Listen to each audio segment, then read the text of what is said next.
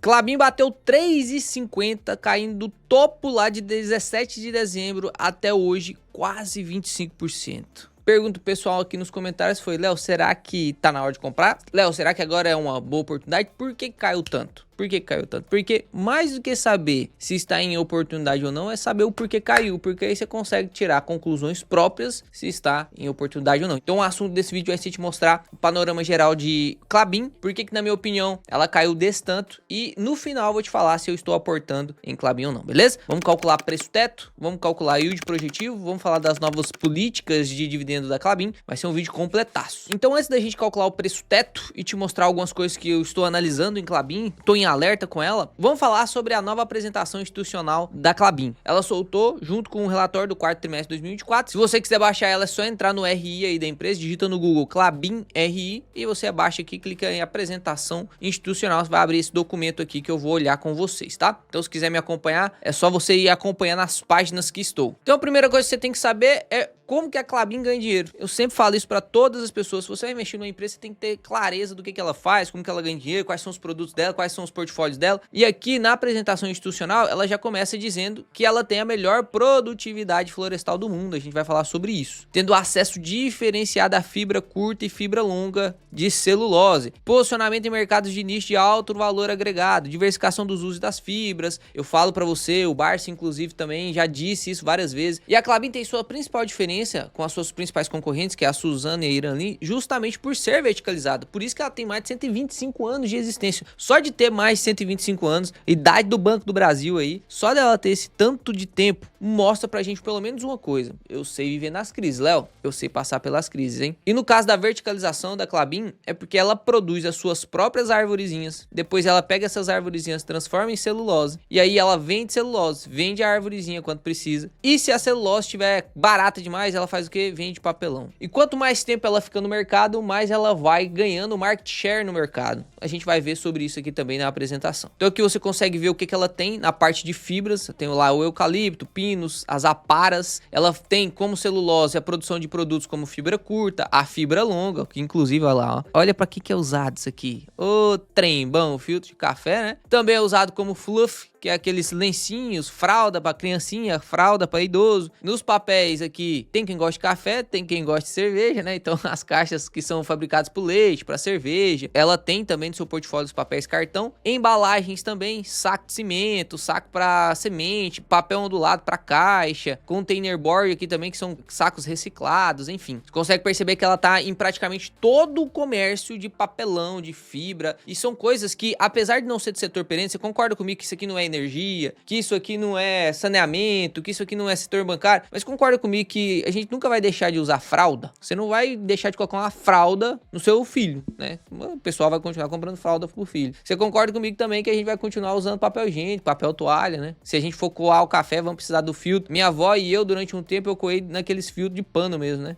Mas aí depois que eu vi o tanto de bactéria que esse negócio junto, aí eu comecei a usar o fio de papel. Muita gente não vai deixar de comprar leite. Então aqui a gente não vai deixar de usar também saco de cimento, as caixas de papelão. Ou seja, apesar de não ser setor perene, como a gente conhece, é um tipo de setor muito resiliente. Não é à toa que ela já tem mais de 125 anos de existência. Aqui a gente consegue ver sobre a competitividade florestal, que ela citou lá no primeiro slide, que é o quanto ela consegue produzir de madeira, lá de pinos, tudo que ela tem para produção de fibra. Olha, tem 911 mil hectares. Por isso que quando o pessoal pega no pé do Luiz Barça e fala assim: Luiz Barça, você não investe em imóveis? Ele fala: não, eu invisto em imóveis sim, de maneira indireta. Eu invisto em Klabin. Klabin tem cacetada de terreno aí, que inclusive é um ativo que o pessoal não valoriza tanto na Klabin. Se a Klabin tivesse só as vendas desses ativos, que provavelmente ela nunca vai fazer isso, não vai converter hectare nenhum em ganho de capital para os cotistas, mas só dela ter isso aí, a gente já tem uma segurança absurda da empresa, né? Um ativo absurdo. E aqui uma coisa importante também é que a produtividade florestal da empresa é maior do que a produtividade de vários países. Ó. Olha o quanto a Klabin tem de produtividade comparada com o Brasil, comparada com o Uruguai, comparada com Portugal, aqui, Espanha, comparado com um monte de países, ela a massa, né? E a evolução anual da empresa realmente é absurda. Na parte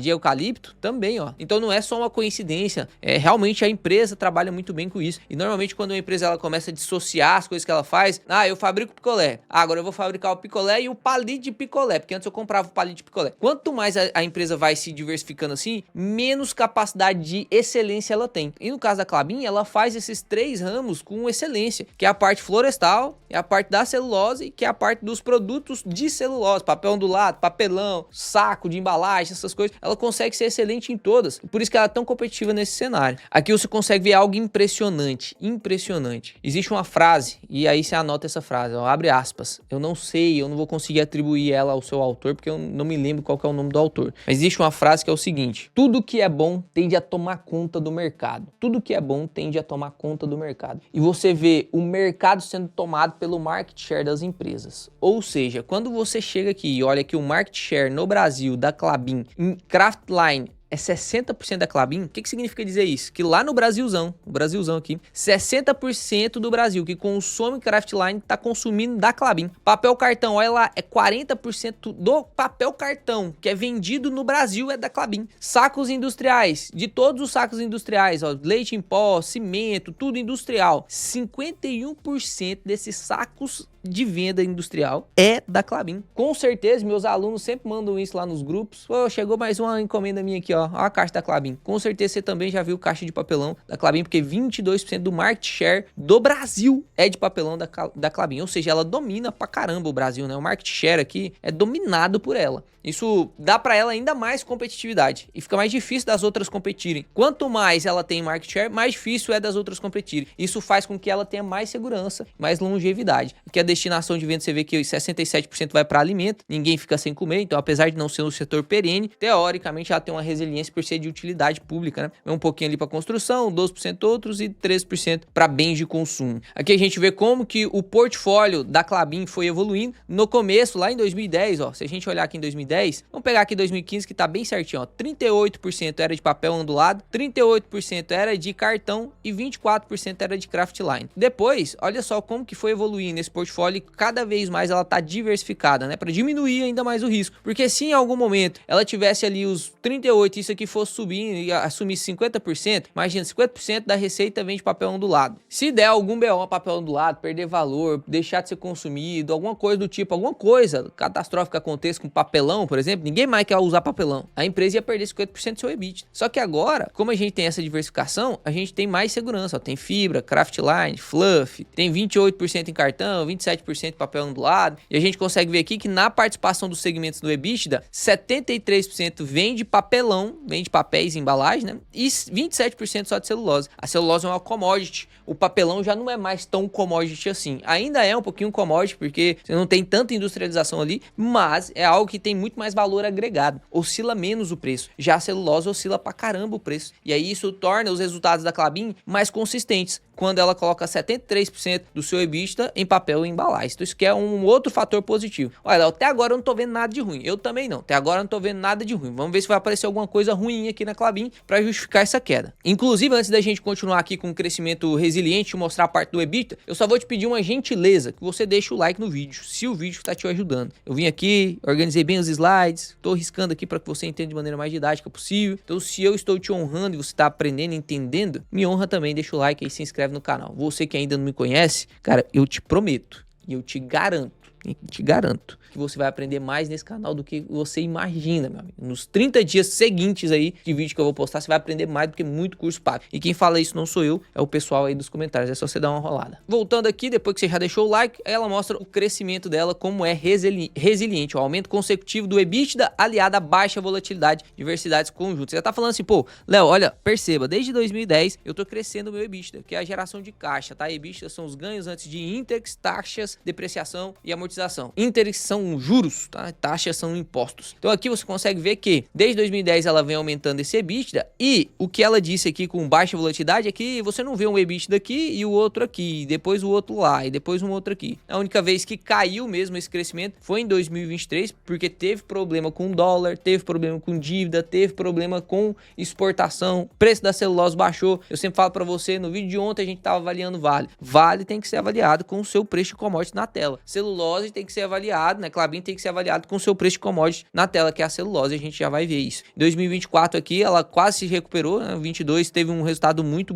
bom, porque a celulose estava bem mais cara. Aqui a gente tá falando agora da dívida. Então, olha só quanto essa dívida sobre EBITDA estava alto lá em 2016. 6 de dívida líquida sobre EBITDA. É realmente muito alto. Realmente muito alto. Isso impacta no preço do papel. A dívida líquida sobre EBITDA mostra o quão confortável a gente está investindo nessa empresa. E o pessoal fica brabo com a Klabin, porque a Klabin já tem 125 anos, já é uma empresa resiliente, já é uma empresa que deveria estar pagando um dividendo yield mais alto, só que ela insiste em investir pra caramba, pra continuar crescendo, e aí isso faz com que ela pague pouco dividendo. Quanto a dívida estiver alta, ela vai pagar pouco dividendo. E aqui você consegue ver, ó, que os seus investimentos na Puma 1 fez a dívida aumentar, aqui os seus investimentos na Puma 2 também fez sua dívida aumentar, e de lá pra cá ela veio reduzindo essa dívida e agora bateu ali nos 3,9 de dívida líquida sobre EBITDA. E aí, como tem 3,9 de dívida líquida sobre EBITDA, reduz realmente o pagamento de dividendos. Aqui agora ela falou, ó, target de alavancagem. Ela mudou a política de dividendos dela e junto ela também mudou a sua política de alavancagem. Antes ela permitia 4,5 durante os ciclos de investimento. Agora o máximo é 3,9, que é o que já está aqui. Ou seja, ela não pode se alavancar mais agora. Ela não vai se alavancar mais agora. Inclusive pode ser que ela corte dividendos para poder quitar a alavancagem, para desalavancar. Os ciclos fora dos investimentos vai ficar em torno de 2,5, 3,5. Então, naturalmente é uma empresa mais endividada. Mesmo fora dos ciclos de investimento, ela terá ali um topo de 3,5 de dívida líquida sobre EBITDA. Então, você que é investidor de Klabin, acostume-se, porque ela é uma empresa que tende a andar mais endividada, mais alavancada mesmo. Isso é o DNA dos irmãos Klabin, que são os controladores da Klabin. Ou seja, ela sempre vai querer crescer, ela sempre vai querer aumentar. Isso vai diminuir a velocidade dos dividendos subindo. O dividendo, ele inevitavelmente vai subir se os investimentos que a Klabin está fazendo são bons. Mas pode ser que ela demore mais, caso ela use grande parte dos lucros para investir nela mesma, perfeito? Aqui a gente consegue ver o cronograma de amortização da dívida. Uma coisa que o pessoal não entende é por que a dívida é em dólar, né? Por que essas empresas fazem dívida em dólar? O dólar valoriza demais sobre o real, meu Deus do céu. Não era melhor fazer uma dívida de IPCA mais 7 do que uma dívida de dólar mais 5? Eu te faço essa pergunta. O que será que é melhor? Porque aqui a dívida da Klabin é dólar mais 5,7. O que é melhor? IPCA mais 7 ou dólar mais 5? Hoje, se ele for pegar emprestado lá nos Estados Unidos, ele vai ter que emitir a dólar mais 5, dólar mais 6. Se ele for pegar aqui no Brasil,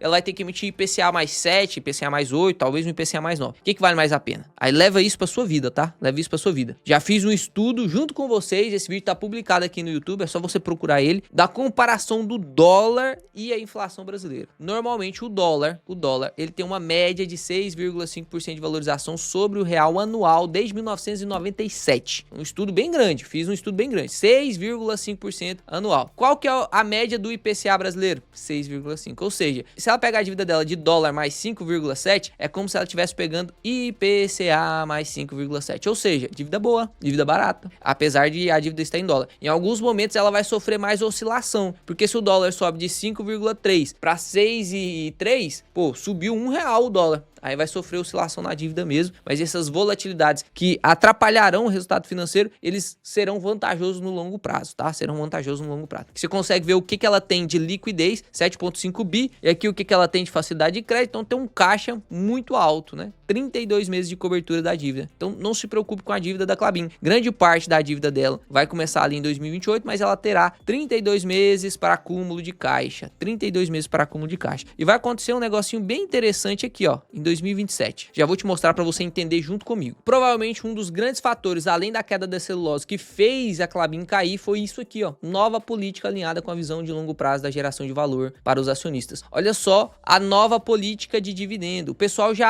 acha que a Klabin paga pouco dividendo. Pô, eu não aguento investir na Klabin para ter 5, 6% de dividendo. Eu acho pouco isso aqui. E aí a Klabin, que antes pagava de 15 a 25% do EBITDA ajustado, então tem que prestar atenção. Quando você for fazer o preço do teto projetivo na Klabin, você não pode pode usar o lucro líquido, tá? Não use o lucro líquido, tem que usar o EBITDA ajustado, que a política de dividendos era 15 a 25% do EBITDA ajustado. E agora é de 10 a 20% do EBITDA ajustado. Então diminuiu aí, né? O teto de 5 e abaixou ali a banda inferior de 5%. O pessoal tá com medo de redução ainda maior dos dividendos. E eu te confesso, provavelmente vai acontecer. Por quê? A alavancagem está alta, ela quer quitar o máximo dessa alavancagem quanto dos investimentos que ela fez agora no curto prazo. Aqui ela mostra o fechamento do quarto trimestre de 2024 com distribuição de 425 milhões de dividendos, fechando o ano de 2024 com 6,2% de dividendo yield. Em 2023 foi 5,8%. Então, acostume-se, a Klabin ela paga mais ou menos nessa média. E a gente vai ver agora, se você comprar ela a esse preço de 3,52, quanto será de dividendo yield que ela vai te pagar, sabendo que a política de dividendo agora foi alterada para 10 a 15% do EBITDA. A gente vai fazer 3 cenários. Se ela pagar só 10%, se ela pagar 15% e se ela pagar 20%. Vamos ver a que preços que você pode comprar para continuar recebendo 6%, que é o preconizado pelo Décio Bazin. Vamos lá. Até aqui, a gente viu que a empresa é altamente consolidada, a gente viu que a empresa é altamente competitiva, a gente viu que a empresa é altamente perene, mesmo não sendo setor perene, porque ela serve com seus produtos uma parte de alto nível da sociedade. Ninguém vai deixar de usar o que a Klabin produz. A gente viu que a Klabin vem aumentando seu EBITDA consistentemente e de maneira não tão volátil, mas a gente viu alguns pontos que mostra fragilidade na cotação, não na empresa, mas que pode conferir volatilidade à cotação. Quais são? Primeiro ponto, pagamento de dividendos. Ela não tem realmente uma política de dividendos muito atrativa, a não ser que o EBITDA dessa empresa fosse absurdo, e a gente vai comentar sobre isso. Em 2027 vai acontecer um negocinho legal, que eu quero que você que acompanha esse canal se antecipe a isso. Então, a gente tem a política de dividendos que é menos atrativa, apesar dela ter uma frequência muito alta, né? Se você entra aqui no Investidor 10, vamos dar uma olhada aqui, ó. Eu, inclusive, tenho Klabin na carteira. Vou, inclusive, te falar se eu tô aportando mais nela ou não. Mas quando a gente vem aqui em dividendos, olha só, pagou em 2024, no mês 2, mês 5, mês 8, mês 11, mês 12. Foram 5 pagamentos em um ano. Então, a frequência da Klabin é muito boa. Isso facilita porque você tem fluxo de caixa, reinveste na empresa, nela ou em outra, né? Dinheiro não tem carimbo. Você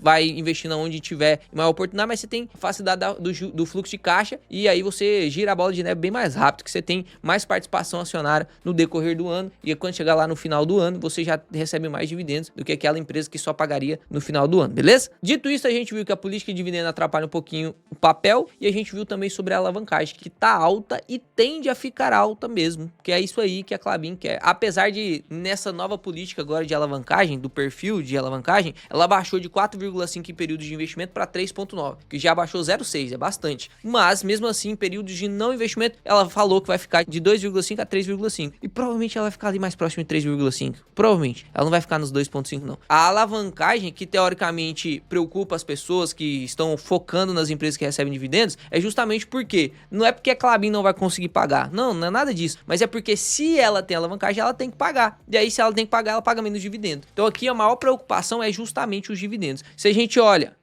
Fala, meu querido. Cara, eu tô no meio de um vídeo aqui, eu tô terminando. Não, tá bem de boa, tá bem de boa. Inclusive vai aparecer no vídeo hoje.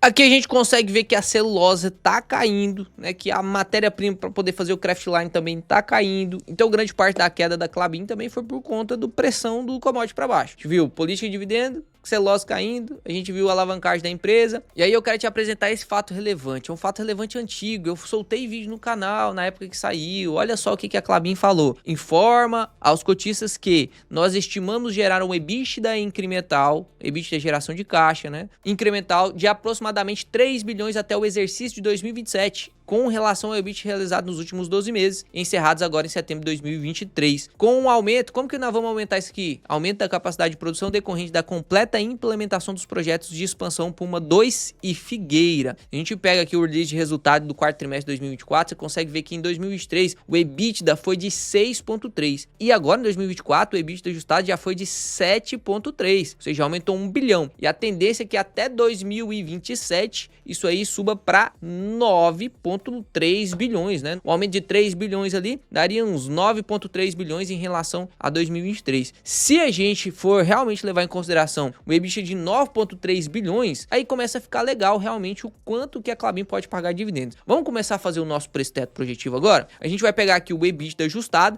de 2024, que foi 7,3 bi. Vamos lá na Word e agora a gente vai projetar payout ajustado da Klabin, tá? Então eu tô pegando aqui a Klabin 4 ao preço hoje de 3,54. Se a gente pegar o lucro projetivo, que aqui no caso, esse lucro projetivo a gente está usando o EBITDA ajustado no caso específico da Klabin, que foi o que ela lucrou agora em 2024. A gente colocar o payout de 10%, que é o cenário pessimista da Klabin, olha só quanto vai ser o yield projetivo da empresa, 3,34%. Aí realmente, por isso que o pessoal tá batendo pra caramba no papel, porque teoricamente a margem de segurança, segundo o preço teto basinho, seria de 1,97. Se a gente faz a parte conservadora, que seria ali os 15%, entre 10 e 20, mesmo assim, para você receber um yield mínimo de 6%, pô, a empresa teria que estar no preço de 2,95. Então você fica sem margem de segurança. Se a empresa pagar os 20% de payout, aí começa a ficar interessante. Então a margem de segurança de 10%, preconizado pelo Bazin, e aí os R$4 da Klabin, o famoso R$4 da Klabin, fica barato mesmo, realmente. Porque você ancorar o seu preço de 3,54 na Klabin, lembra, a gente tava fazendo um EBITDA ajustado aqui de 7,3. Se a gente jogar isso lá para 2027, que não tá tão longe assim, né? São 2 anos, pô, imagina, final de 2025, aí mais um semestre de 2025, um ano de 2026, a gente vai ter no incremento de 3 bilhões referente a 2023. 2023, o EBITDA era de 6,3, então colocando 3 bilhões a mais, daria 9,3. Agora, com o payout de 20%, a gente consegue ter, com payout de 20%, hein? A gente consegue ter uma margem de segurança aí de 41%, o preço justo aí ficaria, o preço teto ficaria em R$5. Se a gente jogar a parte pessimista,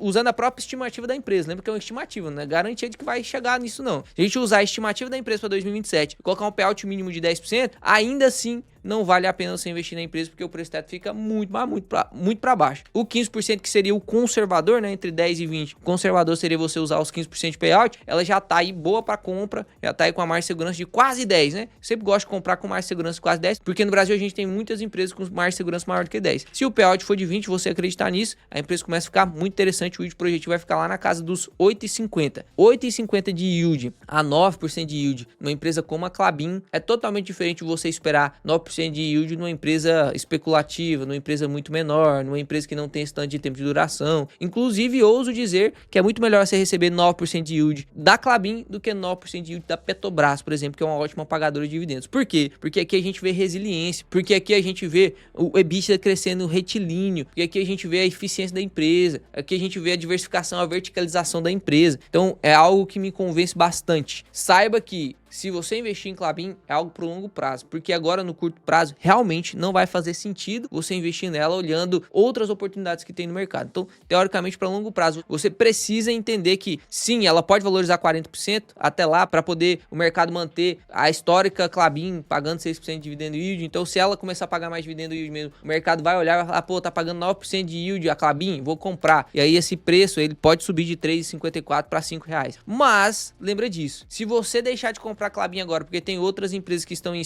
extrema oportunidade. Depois, pode ser que ano que vem, pode ser que daqui 6 meses, pode ser que daqui a um tempo, você não tem mais essa oportunidade de comprar Klabin a 3,50. Então depende aí do seu jogo e isso é o que diferencia nós como investidores. Na minha opinião, agora, opinião minha, pessoal, Klabin é uma ótima empresa para se investir. Provavelmente vou aportar mais um pouquinho em Klabin, mas ela não será uma empresa que ficará no topo da minha carteira. Ela será uma empresa que ficará ali na sexta, quinta, sétima posição da carteira como percentual investido. Essas são as informações, acredito que ficou claro aí para você porque Klabin caiu tanto, né? Se você quiser, inclusive, calcular seus preços tetos projetivos, calcular, inclusive, daqui a pouco a gente vai salvar aqui todo o preço teto projetivo que eu fizer aqui no canal, você vai ter acesso aqui. Se você ainda não tem acesso ao Word, vou deixar um card aqui para você ir lá e conferir todos os planos da Word, beleza? Se gostou do vídeo, deixa o like no vídeo, se inscreve no canal que eu vou trazer vídeo excepcional todos os dias. Até mais, investidores, até o próximo vídeo.